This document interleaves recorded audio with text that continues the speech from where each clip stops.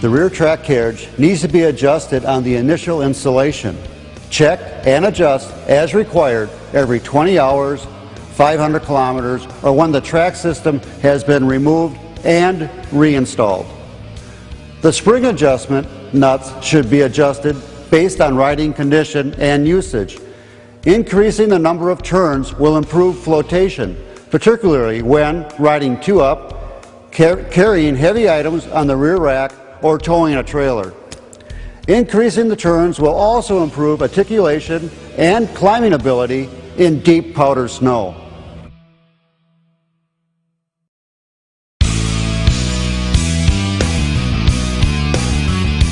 Okay, now we're doing the rear track adjustments. We're on a nice hard flat surface.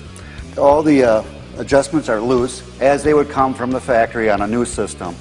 And what I mean by loose, there's no tension on the rod or on the dampener, and the spring is loose. And now we're going to make the adjustments. The first adjustment is a rubber dampener. We turn the dampener until it contacts, we turn the nut until it contacts the dampener.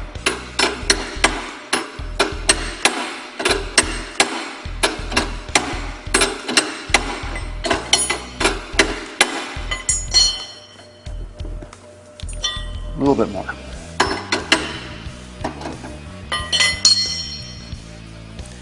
At that point, we mark the nut so we can count the revolutions. The initial spec is 1 turn.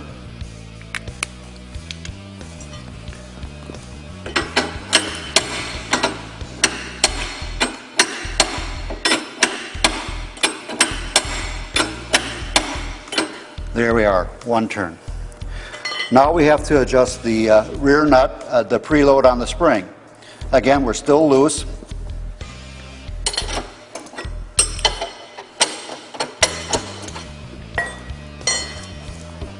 And now there's just slight tension on the spring, so we're at 0. We'll mark the bolt, or the nut, excuse me.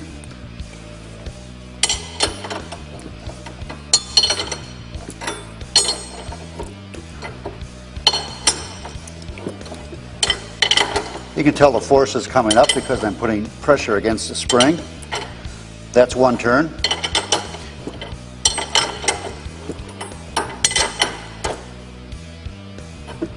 There we are, 1.5.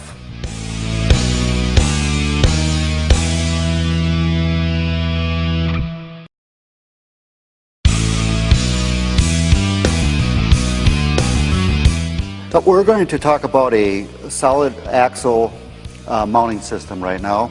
As you can see, this is an independent rear suspension.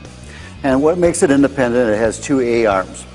And what you'll see on a solid axle is 1 straight piece going all the way across, which takes a different mounting system. You'll have 2 brackets like this, we call them trailing arms, that get mounted underneath the center of the vehicle and then gets attached to your carriage.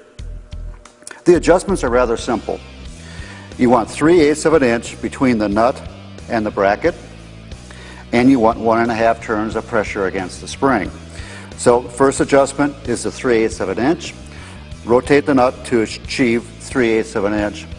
From there, contact the spring with the nut and 1.5 turns of pressure. You're adjusted.